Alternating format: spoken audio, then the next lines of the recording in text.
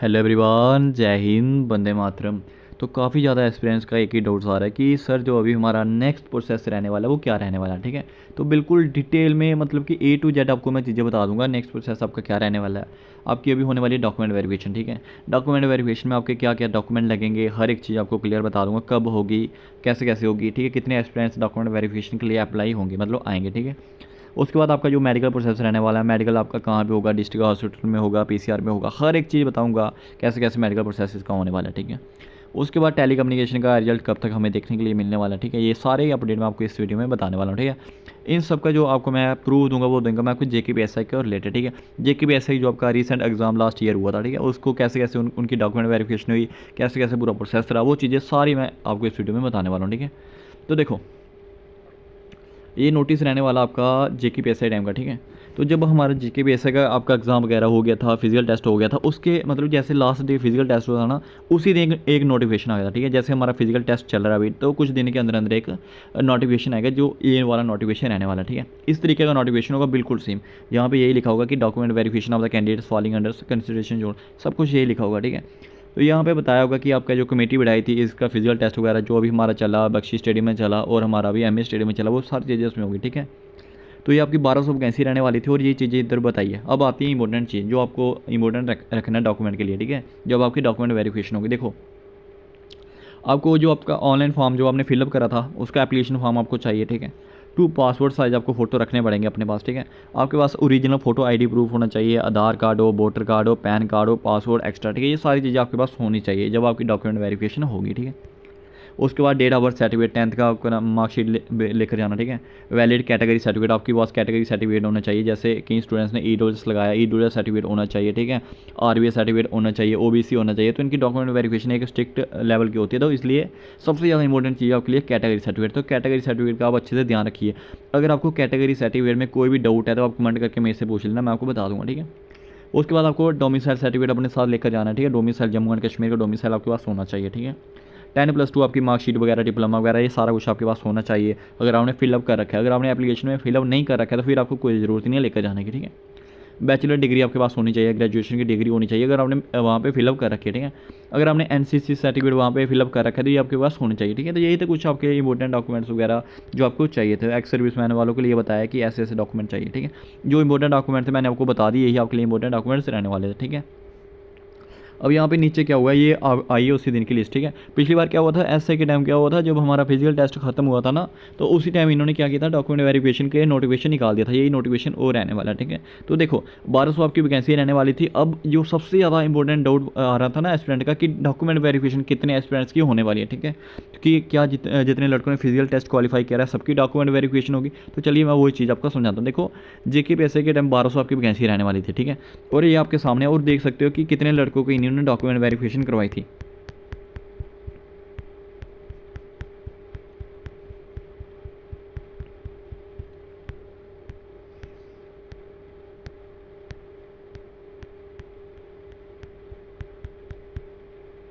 लगभग आप मान सकते हो यहाँ पे आपके सामने कितने लड़कों की, लगभग 2500 के अराउंड आप मान सकते हो कि 2500 के अराउंड इन्होंने डॉक्यूमेंट वेरिफिकेशन करवाई थी। तो ये वाला डाटा आपको समझना पड़ेगा। देखो ऐसे के टाइम कितनी वैकेंसी थी, 1200 के अराउंड वैकेंसी थी। ठीक है, तो 2500 के अराउंड इन्होंने डीबी करवाई, मतलब कि दो गुना मोटा मोटा मान के लिए कि 2 गुना की इन्होंने डॉक्यूमेंट वेरिफिकेशन करवाई है। ठीक है, अब हमारी जो कांस्टेबल की वैकेंसी रहने वाली वो कितनी है, 4000 वैकेंसी है हमारी, 4000 हमारी पोस्ट रहने वाली। ठीक है, अगर ये अलग अलग करते हैं, मतलब कि आर्म एग्जीक्यूटिव वाली पोस्ट का अलग डॉक्यूमेंट वेरिफिकेशन करवाते हैं, तो फिर भी आप यही मान के चलिए, अगर अलग करवाते हैं तो फिर 6000 से लेकर 6500 तक आप मोटा मोटा मान के चलिए कि इस तब तक डॉक्यूमेंट वेरिफिकेशन होगी, 6500 तक। ठीक है, इन एस्पिरेंट्स की डॉक्यूमेंट वेरिफिकेशन करवाएंगे। अगर ये कंबाइन डॉक्यूमेंट वेरिफिकेशन करवाएंगे टेलीकम्युनिकेशन को मिक्स करके, तो फिर आप यही मोटा मोटा मान के चलिए कि 7500 से लेकर 8000 के ऑलमोस्ट इन्होंने डॉक्यूमेंट वेरिफिकेशन करवानी है। ठीक है, एसआई को देखते हुए, तो यही पूरा प्रोसीजर रहने वाला है। ठीक है, मैंने आपको बता दिया कितने एस्पिरेंट्स के ये करवाएंगे, डॉक्यूमेंट वेरिफिकेशन करवाएंगे। ठीक है, लगभग मोटा मोटा ये मान के लिए कि 7000 के 8000 के अराउंड ये डीबी करवाने वाले हैं। ठीक है, दोनों को मिलाकर मैं बता रहा हूँ आपको। ठीक है, कांस्टेबल एग्जीक्यूटिव और टेलीकम्युनिकेशन वाली पोस्ट को मिलाकर। ठीक है, अब यहाँ पे अब डॉक्यूमेंट वेरिफिकेशन कैसे होगी वो चीज़ मैं आपको समझाऊंगा। देखो ये आता है आपका डॉक्यूमेंट वेरिफिकेशन के लिए। जिस दिन आपका नोटिफिकेशन आएगा उसी दिन ये वाला आपको पेज देखने के लिए मिल जाएगा, ठीक है। इसमें इन्होंने बताया होगा, आपका सीरियल नंबर दिया होगा, एप्लीकेशन आईडी, रोल नंबर, आपका क्या नाम नेम रहने वाला है, ठीक है। आपने यहाँ पे अपना नेम सर्च करना है और आपने चेक करना है कि मेरी डॉक्यूमेंट वेरिफिकेशन कब होने वाली है, ठीक है। इन्होंने बताया होता है यहाँ पे अगर 21 तारीख को होनी है भाई, टाइम भी दिया होता है, तो अपने अपने टाइम के अनुसार आपने डॉक्यूमेंट वेरिफिकेशन करवाने चले आना, ठीक है। तो डॉक्यूमेंट वेरिफिकेशन के लिए इन्होंने, अगर आप जम्मू से बिलोंग करते हो तो आपकी जो डॉक्यूमेंट वेरिफिकेशन होगी वो कहाँ पे होगी, वो जम्मू में ही होगी, ठीक है। अगर आप श्रीनगर से बिलोंग करते हो तो आपको डॉक्यूमेंट वेरिफिकेशन कहाँ पे होगी, वो श्रीनगर में होगी। कहाँ पे होगी, वो JKSS के ऑफिस में ही आपकी डॉक्यूमेंट वेरिफिकेशन जो होने वाली है, ठीक है। क्या क्या डॉक्यूमेंट चाहिए मैंने आपको ऑलरेडी बता दिया, ये सारे आपके पास डॉक्यूमेंट होने चाहिए। स्पेशली अगर आपके पास, अगर आपने EWS बनवा रखा है तो EWS का एक अच्छे से आप वो कर लेना, रिन्यू वगैरह करवा लेना, क्योंकि जो स्ट्रिक्ट एक्शन लेते हैं वो EWS सर्टिफिकेट पर ही लेते हैं, ठीक है। तो ये पूरा सिस्टम रहने वाला है, कैसे कैसे आपकी डॉक्यूमेंट वेरिफिकेशन होगी। देखो डेट दी होती है, तो जो कांस्टेबल वाली पोस्ट है इसकी डॉक्यूमेंट वेरिफिकेशन का यही मान के चलिए मोटा मोटा कि 1 महीना लग जाएगा, ठीक है। क्योंकि जो ऐसे की पोस्टें बहुत कम पोस्टें थी, तो इसलिए इधर भी 10 दिन लग ही गए थे। तो कांस्टेबल के लिए आप मान के चलिए 1 महीना का टाइम लग जाएगा आपकी डॉक्यूमेंट वेरिफिकेशन होने के लिए। ये सारी डॉक्यूमेंट वेरिफिकेशन की वो है कि कहाँ कहाँ पे डॉक्यूमेंट वेरिफिकेशन हुई थी। ये देखो EWS कैटेगरी है, इनकी जो डॉक्यूमेंट वेरिफिकेशन होती है एक ही साथ इनकी डॉक्यूमेंट वेरिफिकेशन करवाई जाती है, ठीक है। तो ये आपका कश्मीर डिवीज़न का पूरा डाटा रहने वाला है, ठीक है। आई होप ये वाला डाउट आपका क्लियर हो गया होगा। तो जैसे आपकी डॉक्यूमेंट वेरिफिकेशन वगैरह हो जाती है, ठीक है, तो उसके बाद प्रोविजनल सिलेक्शन लिस्ट आ जाती है, ठीक है। मतलब कि कुछ दिनों बाद आपकी जो प्रोविजनल सिलेक्शन लिस्ट आती है, ठीक है। और मेरी बात को ध्यान से सुनना, ये वाला डाउट आपको मैं क्लियर करता हूँ। देखो इन्होंने क्या करा, सुनना ध्यान से।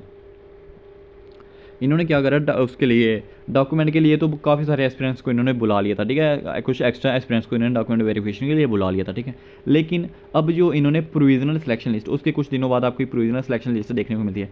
प्रोविजनल सिलेक्शन लिस्ट में सिर्फ कैंडिडेट्स वही होते हैं जिनको इन्होंने सिलेक्शन करवाना होता है। मतलब कि अगर SI की बात करूँ तो SI के टाइम क्या था, 1200 पोस्ट हैं, ठीक है। लेकिन जो हमारी प्रोविजनल सिलेक्शन लिस्ट आई थी इसमें टोटली 1200 एस्पिरेंट्स का ही नाम दिया था, इनका इन्होंने मेडिकल करवाया था, ठीक है। अब हमारा, अगर मैं बात करूँ कांस्टेबल का, तो कांस्टेबल में यही 4000 पोस्टें रहने वाली है, ठीक है।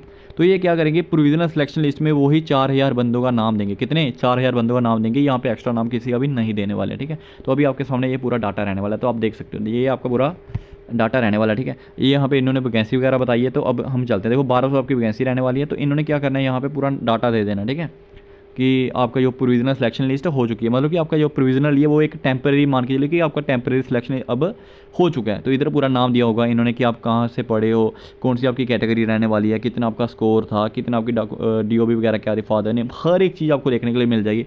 आपका एड्रेस तक यहाँ पर आपको देखने के लिए मिलने वाला है, ठीक है। तो ये देखो ये पूरा रहने वाला है। तो 1200 पोस्ट थी ना, मैं आपको बताऊँगा लाइव, बिल्कुल प्रूफ के साथ यार, एकदम आपको पूरी इन्फॉर्मेशन मिलेगी, टेंशन लेने की बिल्कुल आपको ज़रूरत नहीं है, ठीक है। तो ये देखो यहाँ पे 600 एस्पिरेंट्स इन्होंने कौन से लिए है, ओपन कैटेगरी की। तो ओपन कैटेगरी की आप वैकेंसी चेक करो पहले एक बार। ये देखो ओपन की कितनी वैकेंसी थी, 600। तो मतलब इन्होंने 600 एस्पिरेंट्स को ही यहाँ पे प्रोविजनली सिलेक्टेड किया गया है। तो अपनी वैकेंसी के आधार पर हम चेक करेंगे। EWS का मैं बताता हूँ, 120 वैकेंसी रहने वाली थी, और देखो अब सिलेक्शन कितने का हुआ था EWS से। यहाँ पे कौन सी कैटेगरी आ रही, SC। यहाँ पे आपकी आ गई ST, यहाँ पे आपकी आ गई SC। तो हम आपको बताने वाले अभी ALC, यहाँ पे आपकी RB है, तो यहाँ पे आपकी PSP, यहाँ पे आपकी EWS कैटेगरी आ गई। तो देखो EWS में भी उतने लड़कों को यहाँ पे सिलेक्शन दिया होगा इन्होंने, ये देख सकते हो 120। पूरी जितनी आपकी वैकेंसी होती है ना, तो उस उतनों के ये क्या करते हैं, प्रोविजनली सिलेक्टेड करते हैं, ठीक है। तो ये अब आपके सामने ये डाटा आ गया। अब उसी जो ये वाली PDF रहती है ना, इसी PDF में ये बता देते हैं कि आपका मेडिकल टेस्ट कहाँ पे होने वाला है। तो देखो इन्होंने पूरा बता दिया होता है कि आपका मेडिकल टेस्ट कहाँ पे होने वाला है। देखो यहाँ पे लड़कों का नाम दिया होता है और डिस्ट्रिक्ट डोटा, मतलब कि जो एस्पिरेंट्स के यहाँ पे नाम रहने वाले। जैसे फॉर एग्जांपल मैं बताता हूँ, यहाँ पहले एक बार समझना, अगर आप जम्मू डिस्ट्रिक्ट से बिलोंग करते हो ना, तो अगर आप जम्मू डिस्ट्रिक्ट से बिलोंग करते हो, ठीक है, तो आपको जो मेडिकल होने वाला है वो डिस्ट्रिक्ट हॉस्पिटल जम्मू में ही होगा। जम्मू में GMC वगैरह में आपको जो मेडिकल करवाया जाएगा, ठीक है। अगर आप सांबा से बिलोंग करते हो तो आपको जो मेडिकल टेस्ट आने वाला है वो डिस्ट्रिक्ट हॉस्पिटल कहाँ पे होगा, डिस्ट्रिक्ट हॉस्पिटल सांबा में होगा, ठीक है।